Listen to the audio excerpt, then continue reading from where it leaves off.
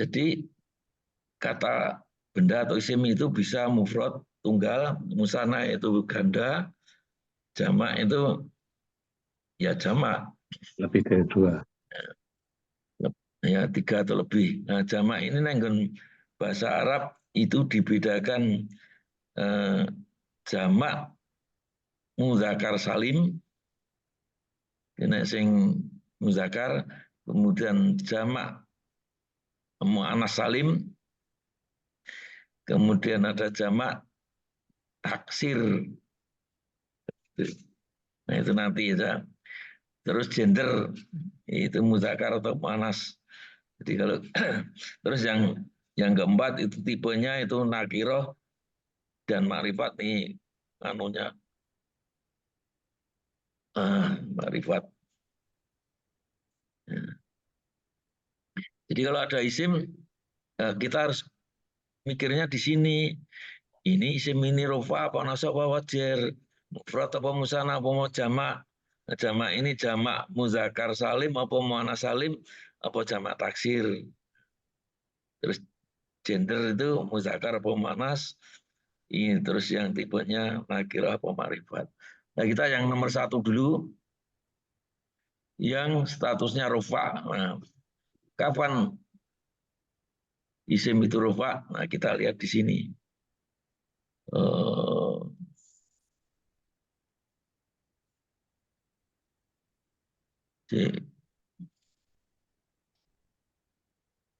Balik lagi. Stop dulu.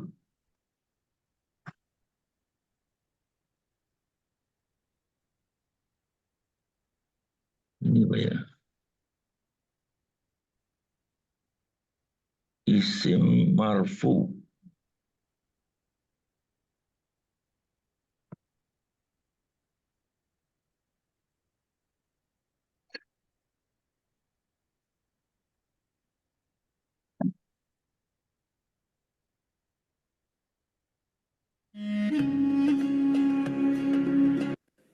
Selanjutnya kita jadi isim yang marfu antara lain subjek dan predikat.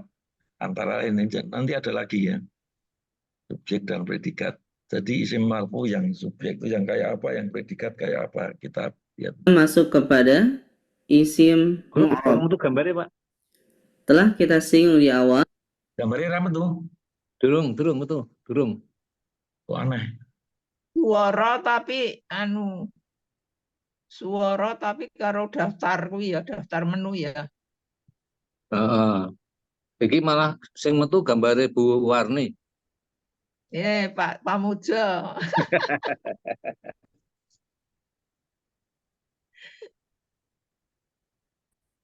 Wah, itu anu jus. Lah kuwi metu ngono. Itu dah. Ya, metu. Ya. Jadi isim kan ada 2, 90% itu mu'rab, 10% itu mabni, kan gitu. Jadi kita dengarkan saja. Yaitu setiap isim yang harokat dan bentuk akhirnya berubah-ubah sesuai posisi di dalam kalimat dan pengaruh-pengaruh lainnya. Pengaruh-pengaruh lainnya ini sering disebut amil. Amil. Jadi bisa berubah-ubah sesuai kedudukannya, misalnya predikat, subjek, predikat, terus fa'il atau naibul fa'il lah itu yang marfu. Kemudian pengaruhnya itu yaitu amil itu bisa huruf jar, bisa biasanya huruf yang mempengaruhi. Amil itu biasanya huruf.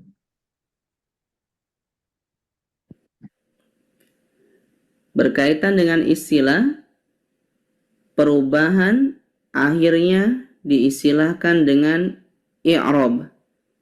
Inilah pelajaran i'rab.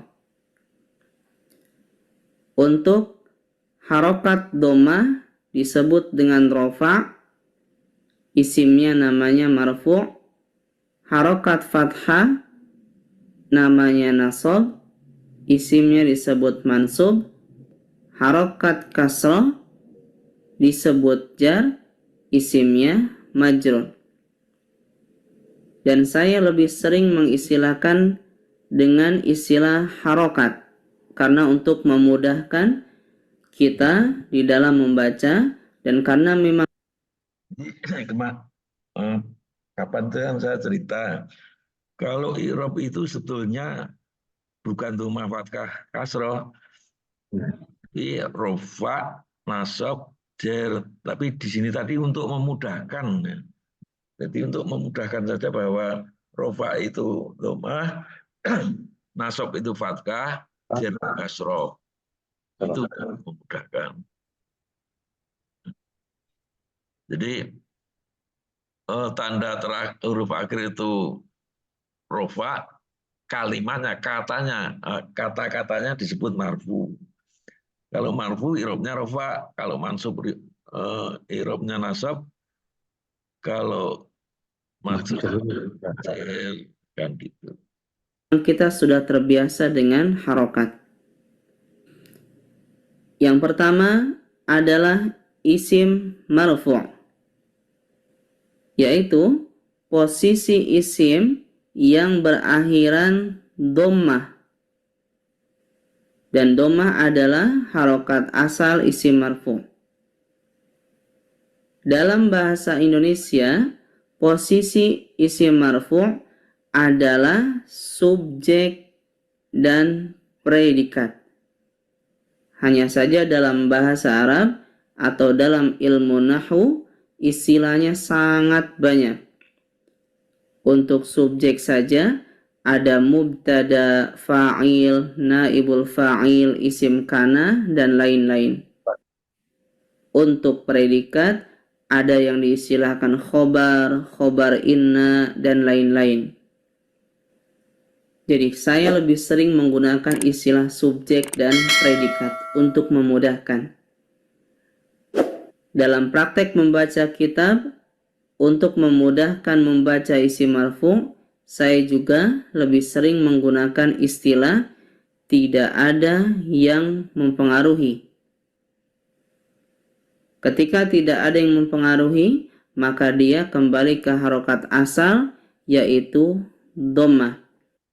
Ini maksudnya gini loh, asal katanya itu isim itu domah, itu aja, domah atau matain asal katanya. Tapi setelah menduduki di dalam kalimat atau ada amil, maka bisa berubah menjadi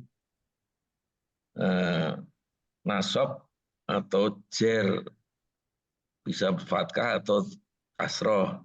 Tapi tanda aslinya itu domah.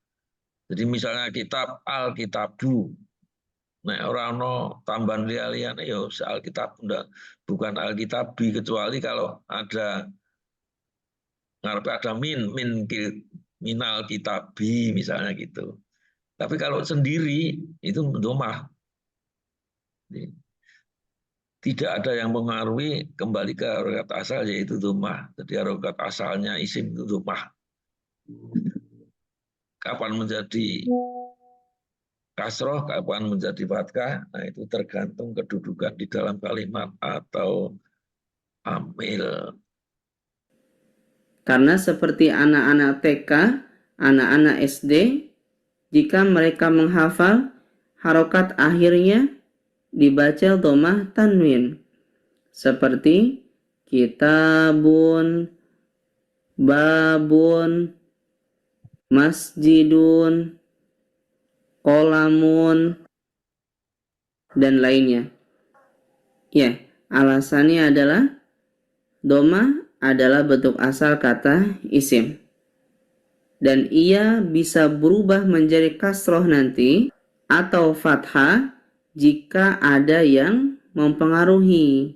Jika tidak ada, berarti harokat asal, yaitu dhammah. Maka kita perhatikan contoh-contoh berikut. Al-ustadzu tajirun. Ustadz itu seorang pedagang. Al-ustadzu dhammah sebagai subjek, tajirun dhammah sebagai predikat. Dalam bahasa Arab, di sini subjeknya diistilahkan mubtada. Karena setiap kata diawali oleh isim, dia adalah mubtada. Predikatnya diistilahkan dengan khobar. Jadi di dalam bahasa Arab itu kalimat itu jumlah ya, jumlah itu ada dua, ismiyah dan fi'liyah. Kalau jumlah ismiyah itu apa subjeknya atau mubtadanya itu isim. Nah, kalau jumlah fi'liyah paling depan itu fi'il. Nah, itu aja bedanya. Jadi kalau mubtada itu rumah rofa ya, khobar juga rofa. Gitu. Contoh lain, ma'al usri. Ini kata kerja ya, Pak. Kenapa? PL. Fi'il kenapa? Kata kerja, Pak. Iya, tadi kan sudah sampai ke bawah kata-kata atau kalimat dalam Al-Quran itu cuma tiga. Isim itu kata benda atau kata sifat, fi'il kata kerja, dan huruf. Huruf itu kata sambung sebetulnya kalau bahasa Indonesia. Kita sambung huruf. Ya. Bersama kesulitan ada kemudahan. Kita lihat kata yusrun, di sini domah tanwin karena sebagai subjek. Dan di dalam bahasa Arab di sini diistilahkan dengan mubtada muakhar. Jadi ini sebetulnya pokok kalimatnya itu terletak di belakang. Ini sebenarnya mubtada, pokok kalimat. Nah, pokok kalimat bahasa Arab sok di belakang disebut mubtada muakhar. Soalnya bagaimana Zaidun memukul bahasa Indonesia, bahasa Arabnya doroba Zaidun, tapi dorobanya di depan. Sering gitu, jadi mana yang dianggap lebih penting itu yang di depan. Contoh lain, jalasa Muhammadun. Nah, ini jalasa ini telah duduk. Ya. Nah, bahasa Indonesia biasanya Muhammad duduk kan gitu. Nah, bahasa Arab ini duduk, telah duduk. Nah, gitu. Telah duduk Muhammad. Muhammad telah duduk. Muhammadun di sini domah tanwin karena sebagai subjek. Dan di sini dalam bahasa Arab diistilahkan dengan fa'il. Jadi ini pelaku yang sebagai pelaku ini Muhammad. Kata kerjanya telah duduk. Telah duduk Muhammad. Bahasa Indonesia kan Muhammad telah duduk, tapi kalau bahasa Arab itu kata kerjanya itu di depan. Jadi ini jumlah fi'liyah. Fi'liyah. Nah, iya. Nah, dibalik Muhammadun jalasa ya boleh, tapi di Arab sana enggak lazim gitu loh. Enggak lazim ya. Jadi ini kalau ditukar jadi jumlah ismiyah. Kalau di depan. Ismiyah. Nah, tuh. Contoh terakhir, Jalastu Muhammad. Zainabu. Zainab dipukul. Nah, ini yang kerja yang majhul, pasif. Pasif. Nah, sebetulnya riba ini. Tapi karena Zainab itu perempuan jadi ribat. Gitu? Oh, iya. Fa'alu fa'alat. Nah, fa'alata fa'alna. Gitu nenggon kan kayak tamyiz. Ya. Fa'ala fa'alu fa'alat fa'alata fa'alna. Sama. Domirnya. Ribat karena perempuan jadi tahnis, ini istilahnya tak tahnis. Ribat Zainab Zainabu. Nah, ini Zainab itu kan sebetulnya objek yang dipukul. Kalau ada failnya, ada pelakunya, ini jadi Zainab. Kalau ini jadi maf'ul, jadi objek. Tapi ini objek, ini pengganti subjek, istilahnya naibul fa'il. Jadi marfu. Misalnya laki-laki doroba zaidun amatan. Itu yang jadi duriba amatu ahmadu misalnya gitu. Jadi kalau sebagai subjek sebagai objek itu fathah, tapi kalau pengganti pelaku itu jadi dhamma. Yang perlu diingat. Zainab di sini dhamma karena sebagai subjek juga. Dalam bahasa Arab di sini istilahkan naibul fa'il. Berkaitan dengan masalah terjemah, ketika kalimat diawali oleh kata kerja seperti ini, cara terjemah adalah subjek di depan baru kata kerja. Karena bahasa Indonesia seperti itu polanya. Muhammad telah duduk. Zainab dipukul. Jadi dibalik. Kesimpulannya, terlepas dari semua istilah-istilah yang ada dalam bahasa Arab, intinya adalah subjek dan predikat dia berharokat dhamma atau dhamma tanwin, tergantung ada alif lam atau tidak. Maka ini yang sering saya latih, jangan terlalu sibuk dengan istilah, akhirnya konsep dasarnya kita tidak kuasain, akhirnya kita kebingungan sendiri. Selanjutnya adalah tips menentukan isim marfu atau berharakat dhamma. Yang tadi kita bahas secara umum. Pertama berada di awal kalimat. Yang kedua, setelah domir atau kata ganti.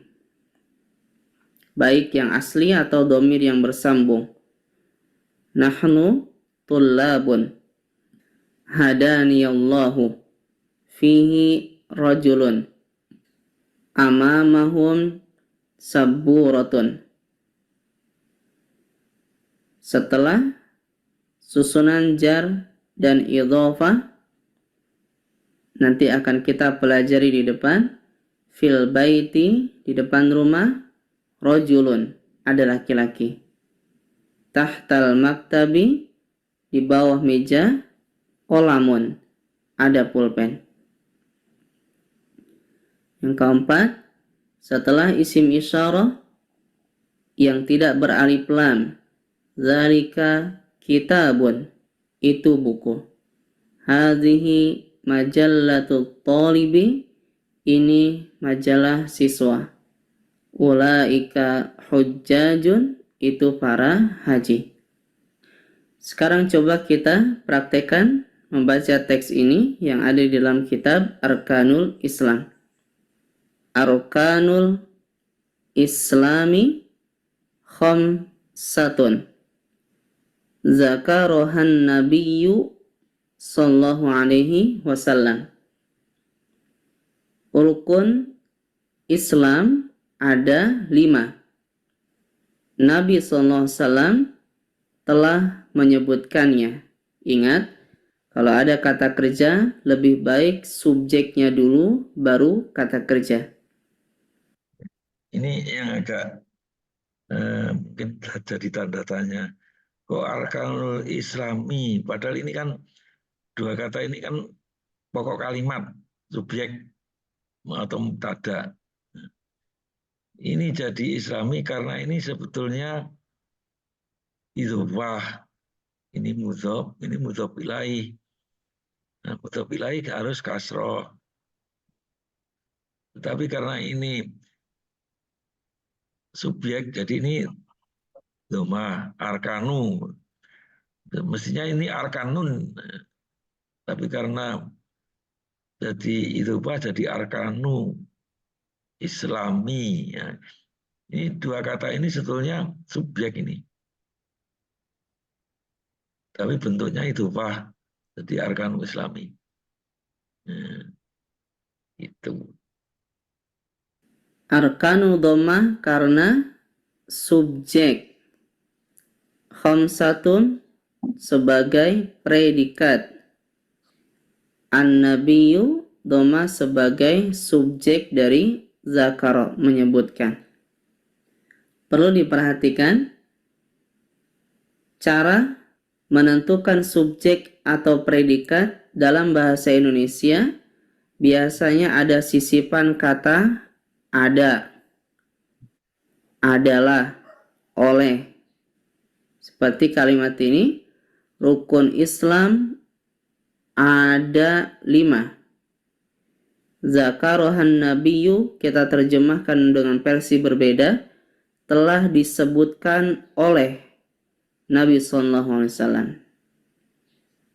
Contoh lain, walaha syurutun wa arkanun wa wajibatun wa sunanun.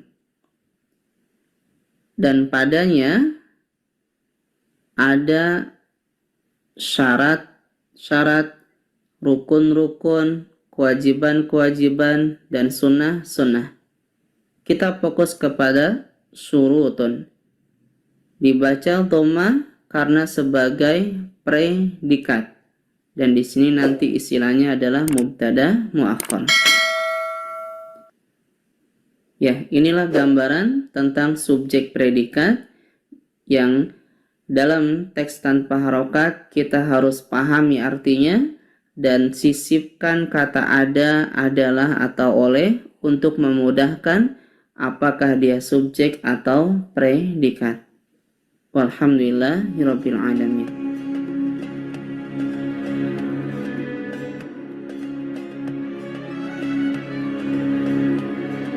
Jadi fa'il karo fi'il apa, Pak?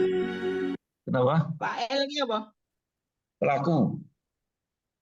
Fa'il, pelaku ya. Pelaku. Jadi Iya. biasanya jadi subjek itu. Kalau fi'il itu kata kerja, fa'il pelaku. Naibul fa'il pengganti pelaku. Tadi di menit terakhir tadi Pak, Kenapa? itu kayaknya penyebutannya ada yang keselip kayak mereka. Yang mana? Jadi nyebutnya itu pakai predikat, padahal itu kan Beberapa anu, pengecualian. subjek. Yang Terakhir Pak, yang hampir selesai tadi loh. Oh iya. Ini malah yang kedua ini.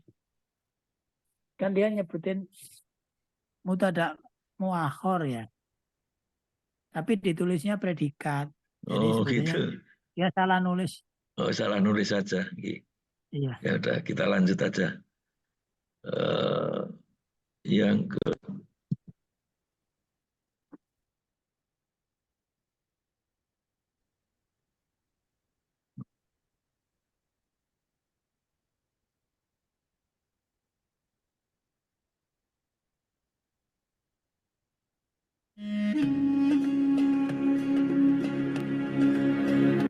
ini ada enggak gambarnya? Gambarnya nggak ada. Ada Menu ya? ini menu. Oh, penuh. Aduh. Sering gitu dulu.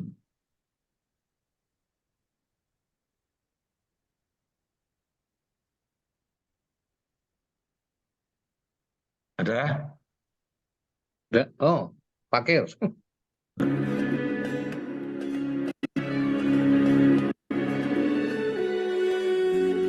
Bismillahirrahmanirrahim.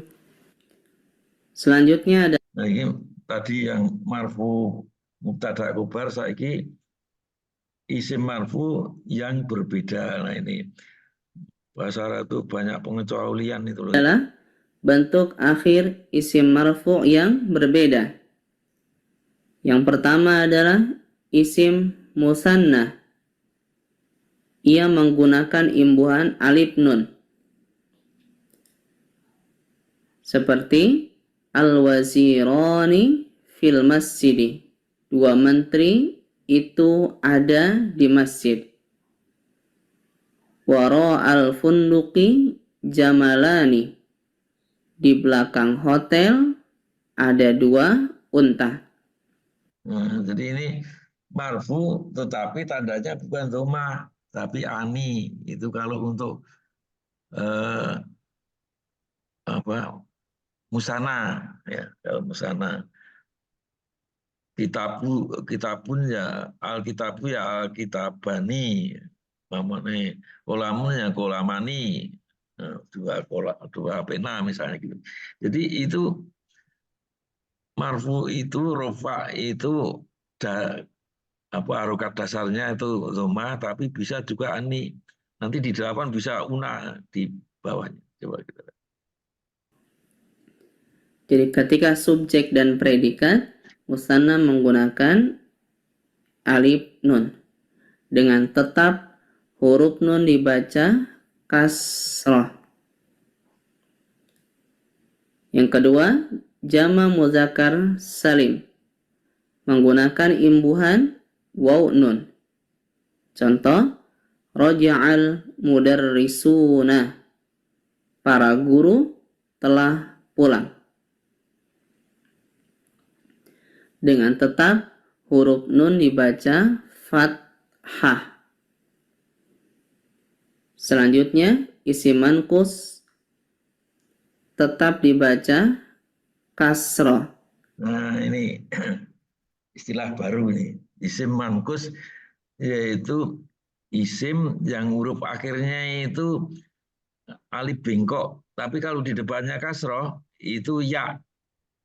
Tapi kalau ini fathah ini enggak pakai titik dua. Jadi misalnya hudan, nah itu karena dan tadi ya-nya ini enggak pakai titik. Tapi kalau depannya kasroh jadi ya. Nah, ini yang disebut isim manqus. Nah, jadi isim manqus itu meskipun rofa itu tandanya tetap kasroh gitu loh. Ya, ben tambah bingung lah. Tidak dhammah. Ar-ra'i fil mal'abi. Pengembala itu di lapangan. Amami qadin. Di depanku ada Pak Hakim. Ya, ini adalah Jadi kan berapa kali saya ngomong kan pada dasarnya dhamma, tapi bisa juga rofa itu bisa ani, bisa una, bisa i, nah itu loh. beberapa pengecualian isim marfu yang berbeda. Walhamdulillahirabbil alamin.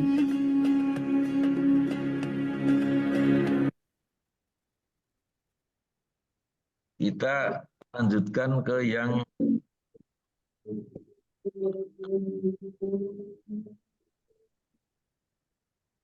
mana ini? Marfu sekarang yang majrur.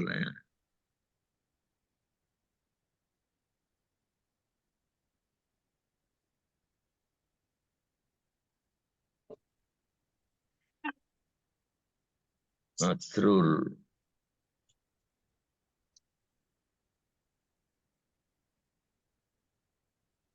Ini yang bisa disebut sibul jumlah itu Pak. Sibul jumlah itu kan seperti idhofah, manut itu sibul jumlah. Jadi jumlah yang tidak mufid. Kalau jumlah mufidah itu yang mempunyai makna itu. Misalnya zalika kitabu itu sibul jumlah itu. Tapi kalau zalika kitabun, nah itu jumlah mufidah, itu nanti saja lah. Jadi sibul jumlah kalau Pak Priyadi kan hanya dua itu idhofah sama manut. Tapi sebenarnya di video lain ada banyak sibul jumlah, ya. Seperti isim alif lam dengan isim isyarah ya. Kemarin nggak ada. Pokoknya kata-kata yang belum mufid, lebih dari satu kata, lebih dari satu kalimat ya, 2 atau 3 kalimat, tapi belum mufid, itu subul jumlah. Jadi kalau kita karena ya, jadi masing-masing video itu kadang-kadang berbeda-beda. Jadi Pak Priyadi itu subul jumlah itu kan hanya Naat Manu dan itu Pak. Memang ada yang ngomong gitu. Tapi ada yang ngomong pokoknya murokab atau murokab itu gabungan kata yang belum mempunyai arti yang sempurna, itu namanya sibul jumlah. Ada yang mengatakan gitu. Jadi ini kita lanjut. Nah, koneksinya tidak stabil. Ini ada enggak gambarnya? Udah. Ada. Selanjutnya kita masuk. Jadi tadi 2 video itu membicarakan rofa ya. Sekarang majrur. Jadi majrur itu isim yang didahului huruf jar, kalau di tamsis itu kolom 1, atau didahului dzaraf, tetapi di tamsis itu kadang-kadang dzaraf itu masuk huruf jar. Misalnya lagunya kan gini, bikali la ilaha la min fi al-dzaraf. Nah, dzarafnya masuk huruf kolom 1, dzaraf atta. Tapi ada yang mengatakan dengan seperti lila untuk, ala kepada, ila di atas, min dari, di dalam, antari,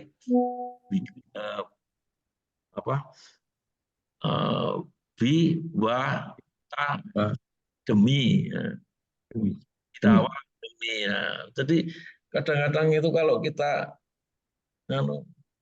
video satu dengan lainnya itu kadang-kadang tidak sama.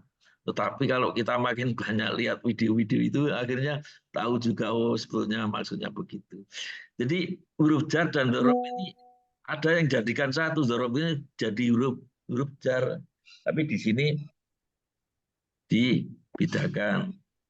Padahal ini masih ada satu lagi. Mudhaf ilaihi itu juga majrur, tapi ini tidak disebut kan gitu. Jadi kalau kita banyak sering buka YouTube ya, buka video-video itu, bisa tahu, bisa memahami lah. Sementara di sini isim majrur itu hanya huruf jar dan dzaraf. Tapi nanti ada itu Pak, coba lihat. Kepada isim majrur, yaitu isim yang berakhiran kasrah. Dan isim majrur ada 2, didahului oleh huruf jar dan sebagai mudhaf ilaih. Yang pertama adalah huruf jar. Ada banyak, ada yang menyebutkan 17, ada yang menyebutkan berbeda. Huruf jar yang sering digunakan dalam teks adalah min, ila, fi, ala, an, munzu, bi, kali. Tinggal kita hafalkan dengan baik. Jika huruf jar memiliki makna yang lebih dari 1, ketika seperti an, dari, atau tentang, maka cara terjemahnya perhatikan konteks kalimat. Apakah yang dipakai dari atau tentang? Sama seperti li, apakah karena, milik, atau untuk, atau bagi. Adapun huruf jar yang jarang digunakan seperti muz, hatta, rubba, khala, ada, hasya, dan sumpah kecuali waw, sumpah demi, yang banyak dipakai di surat-surat juz ammah seperti wasyamsi, demi matahari. Contoh penggunaan huruf jar, huwa fil masjid. Dia di dalam masjid. Al-masjid di sini dibaca kasroh karena diawali oleh huruf fi, huruf jar. Zahabtu ila ghabatin. Aku telah pergi ke hutan. Ghabatin di sini kasroh tanwin karena diawali oleh ila huruf jar. Tidak ada alif lam, berarti kasroh tanwin.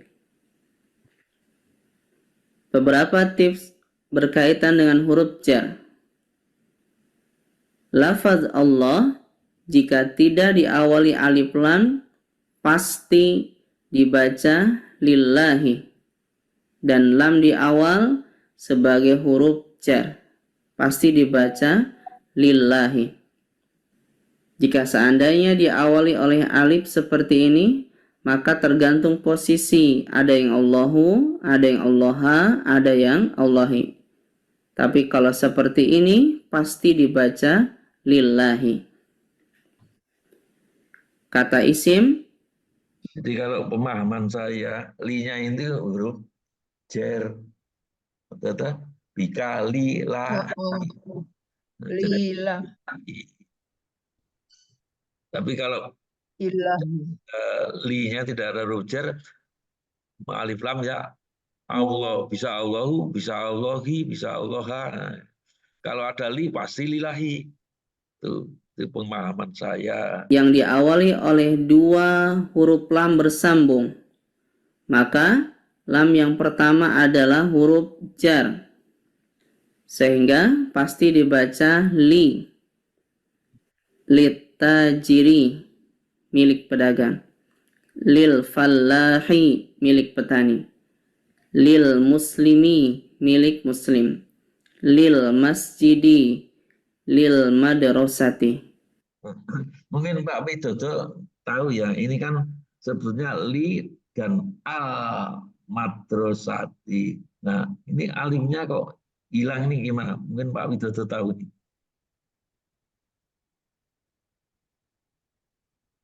Ini kan asalnya sebetulnya li al madrasati.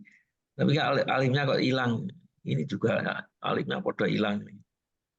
Nah, gimana? Mungkin Pak Widodo tahu ya. Belum tahu Pak. Ini Nanti kalau ketemu penghilangannya seperti apa. Pak Iya. Pak Beati Belum. ditanyakan. Ya tahu kan Iya, ini sebetulnya ada alimnya kan ini. Iya. Ya, kok hilang. Jadi nanti Mungkin kalau li-nya karena ada li-nya sebagai huruf jar tadi, Pak. lah ya, ini kan sebetulnya asalnya li al madrasati. Li al madrasati jadi lil madrasati, kok alifnya hilang itu loh yang saya tanyakan. Ya. Ya, nanti siapa yang bisa ngasih tahu. Lanjut. Pasti dibaca li. Selanjutnya, perhatikan dengan baik huruf jar bi, ka, sama li. Karena ketiganya ditulis bersambung dengan isim setelahnya. Seperti biqolamin. Bil qolami dengan alif lam. Litajirin, litajiri alif lam. Ka'asadin seperti singa. Kal asadi pakai alif lam. Maksudnya apa? Karena jangan sampai nanti kata biqolamin dianggap satu kata, padahal di sini bi-nya adalah huruf jar. Litajirin, padahal di sini lamnya huruf jar. Ka'asadin dianggap satu kata, padahal ka-nya huruf jar. Intinya adalah hafalan kosa kata. Apakah bi, li sama ka di situ huruf jar atau dia kosa kata asli dari kata tersebut. Selanjutnya adalah mudhaf ilaih. Tapi kita bahas yang berupa zorof, keterangan. Karena dia juga adalah susunan idhofah. Karena memiliki kosakata yang khusus, maka saya pisahkan. Dan memang dia mirip dengan huruf jar. Berikut ini kosakata yang ada di dalam dzaraf, tinggal dihafalkan amama, fauqa, dan seterusnya. Contoh, kuntu amamal fasli. Aku berdiri di depan kelas. Al-fasli kasroh karena diawali oleh dzaraf. Kharajna qabla sholati. Kami keluar sebelum sholat. Sholati kasroh karena diawali qabla dzaraf. Nahnu ma'a Humaidin. Kami bersama Humaid. Humaidin kasroh karena diawali oleh dzaraf. Walhamdulillahirabbil alamin.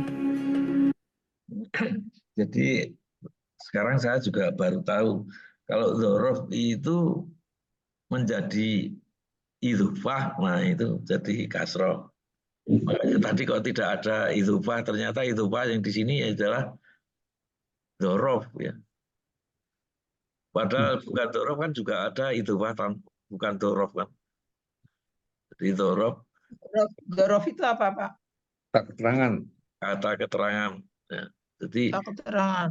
amama misalnya di depan ya, amama masjidi, nah itu ternyata ini idzofah amamanya itu dzaraf, masjidinya sebetulnya itu mudhof ilaih. Ya, jadi kadang-kadang itu kalau saya ketemu video atau YouTube itu kadang-kadang menerangkannya agak beda ya. Jadi kan dzaraf ada yang memasukkan sebagai huruf jar. Kalau ini tadi dzaraf kan sebagai idzofah. Padahal idzofah yang bukan dzaraf juga banyak kan gitu. Tapi kalau kita banyak melihat YouTube, insya Allah nanti tak ngertilah. Suarane putus-putus. Ya. Putus-putus. Putus-putus.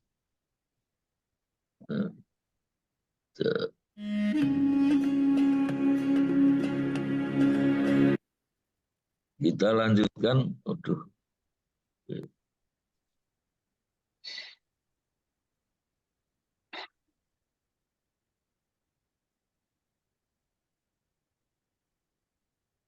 Ini tadi majrur yang pertama, majrur yang kedua.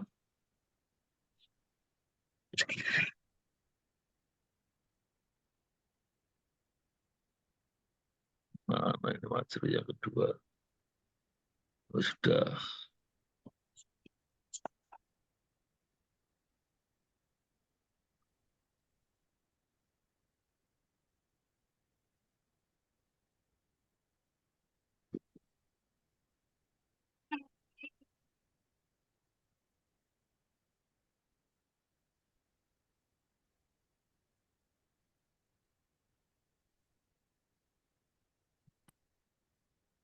Ini ora anu ada. Kelihatan? Belum. Belum. Ini sudah ya. Ini. Sik. Ning mandek ya. Gambar. Oh ya. Ini adalah mudhaf ilaih.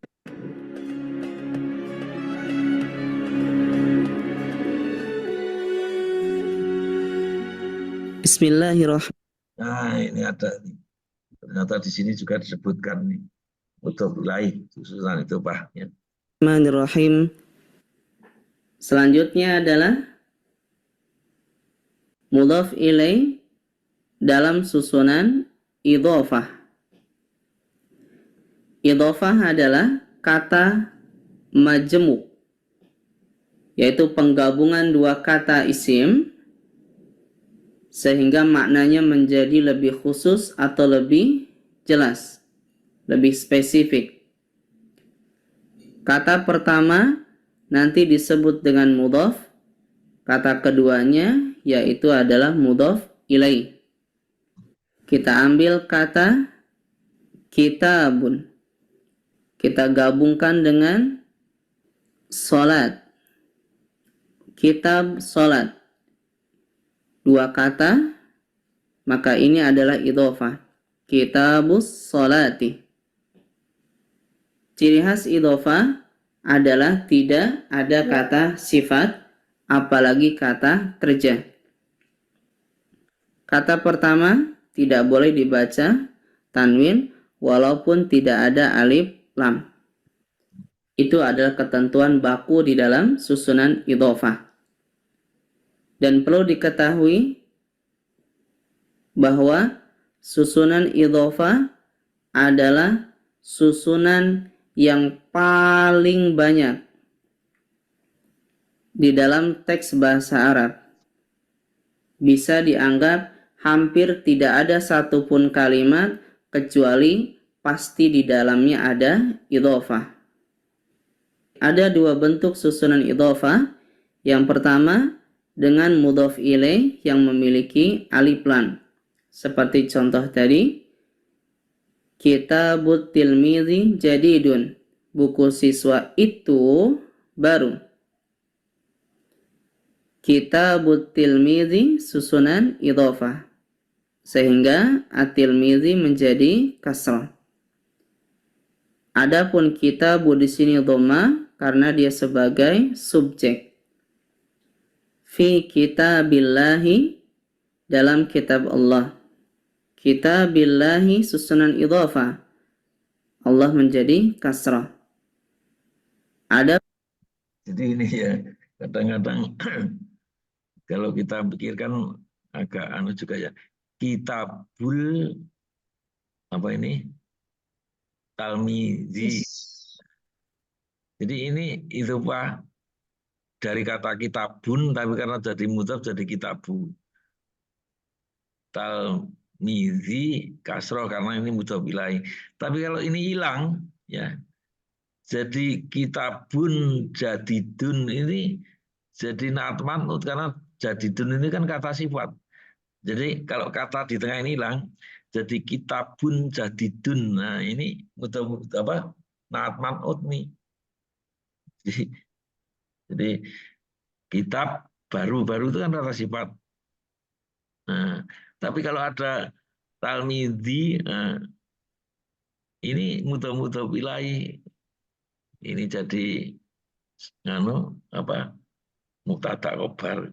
Jadi kita harus setiap kata itu punya makna. pun kita bikasrah karena diawali oleh huruf jar. Bentuk kedua dengan mudhof ilaih yang tidak memiliki alif lam. Biasanya adalah Jadi kalau ini fi kitabin, ya. Ini kalau fi kitabin, kalau pakai al fil kitabi. Ini karena huruf jar, jadi ini harus kasroh. Tapi kitab Allah ini kata majmu ini. Nah, tadinya kitabin jadi kitabil lah. Jadi ini jadi mudhof ilaih. Kalau ini huruf jar dengan isim kasroh. Ya, pelan-pelan lah nanti kan. mudhof ilaihnya nama orang. Contoh, qalamu Hamidin jamilun. Pulpen Hamid itu indah. Hamidin di sini. Nah, jadi ini kan seperti tadi. Kalau ini kolamun jadidun itu naat manut. Tapi kalau kolamun hamidin, nah ini lain lagi ini. Jadi ini apa? Idhofah karena nama orang biasanya tidak pakai alif lam ya. Jadi mudhof ilaih itu tidak harus alif lam. Biasanya alif lam tapi kadang-kadang juga tidak. Kolamu hamidin. Nah, gitu. Ini mestinya kolamun tapi karena ada ini mudhof ilaih jadi kolamu. Hamidin. Jamilun. Nah, jamilun itu kata sifat. Kalau misalnya hamidinnya enggak ada, ini kolamun ini. Kolamun jamilun. Nah, itu man'ut. Gitu. Kasroh karena idhofah. Adapun kolamu doma karena subjek.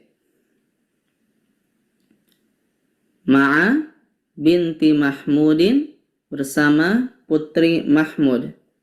Mahmudin kasroh tanwin karena idhofah. Adapun binti kasroh karena diawali dzaraf.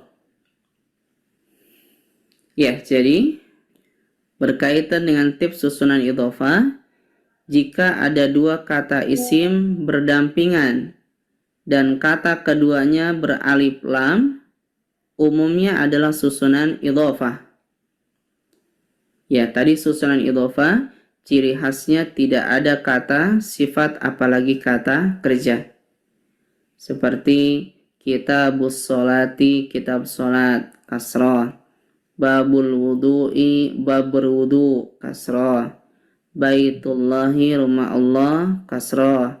Dinul islami, agama Islam, kasroh.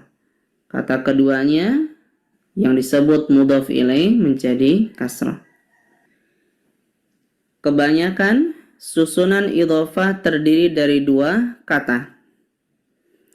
Tapi ada juga yang tiga kata, walaupun sangat jarang. Nah, jika terdiri dari tiga kata, maka kata kedua dan kata ketiga harus dibaca majrur atau kasroh juga.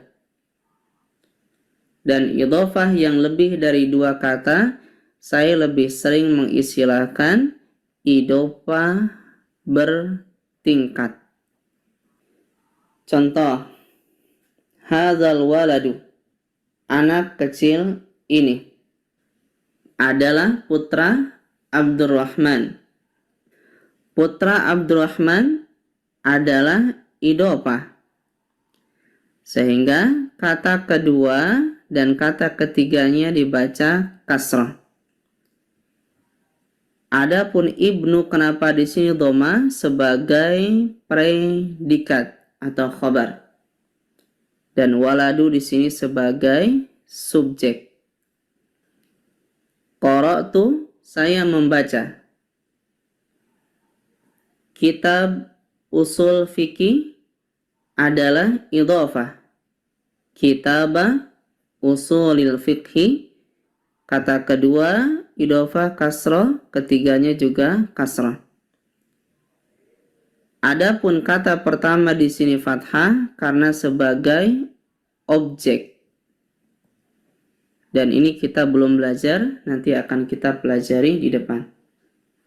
Selanjutnya, ashabu Rasulillah SAW, para sahabat Rasulullah. Idhofah, kata kedua dan ketiganya kasrah. Adapun kata pertama di sini, dia doma, tidak ada yang mempengaruhi. Karena ini baru susunan idhofah saja dan bukan kalimat. Ya, sekarang kita perhatikan kata-kata berikut, mana yang termasuk idhofah dan mana yang bukan. Dan secara umum, cara menentukan idhofah memang bisa dianggap 90% itu dari terjemah. Apakah susunan itu, susunan dua kata itu, ada kata sifat dan ada kata kerja atau tidak ada? Jika tidak ada, maka biasanya adalah idhofah. Bisa kita perhatikan, Islam laki-laki berarti idhofah. Islamur rajuli.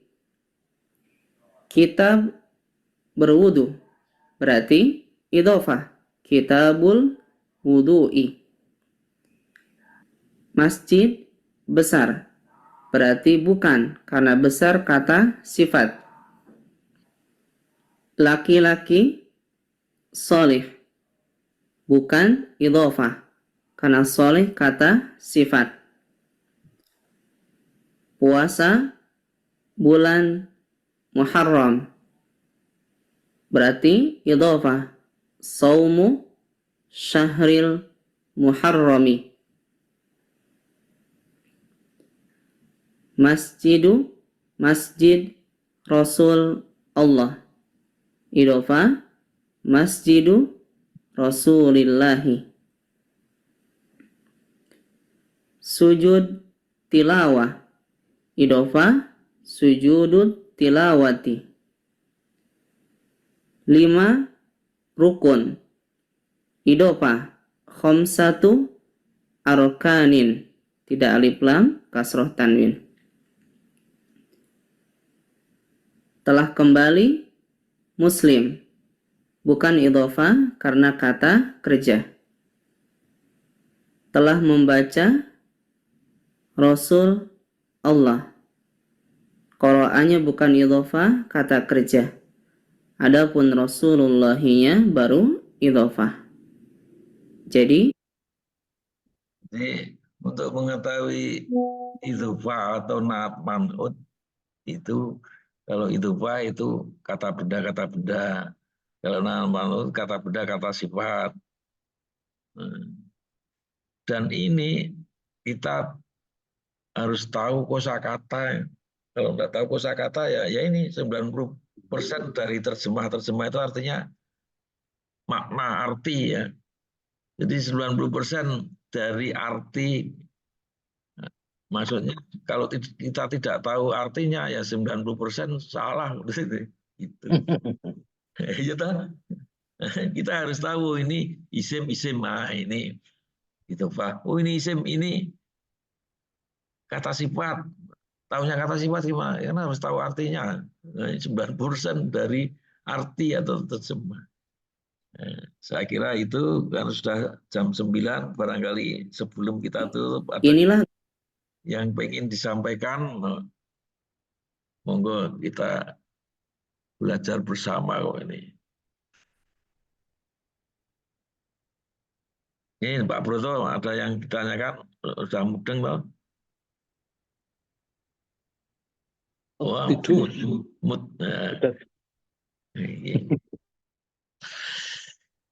Gimana? Kita istirahat.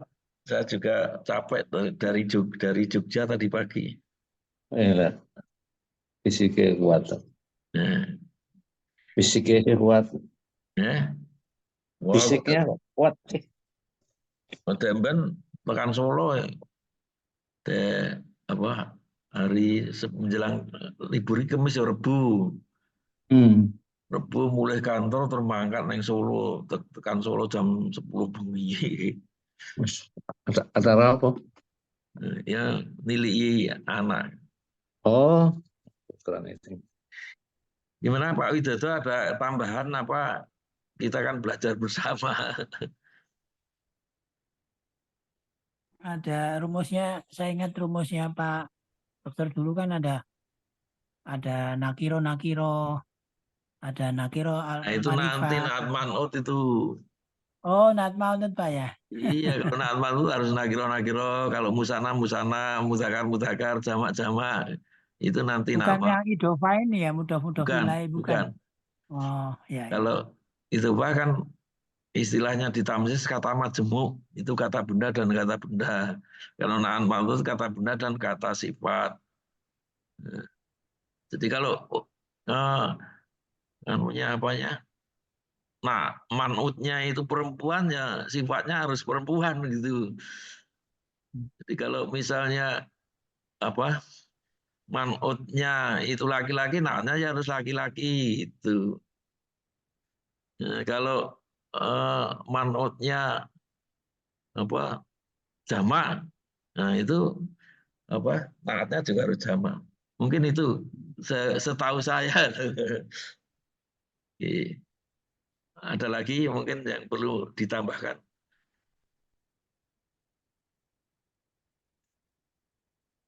Kalau tidak kita akhiri sampai di sini. Selamat istirahat, selamat tidur. Saya juga untuk. Matur nuwun. Pak. Warahmatullahi wabarakatuh.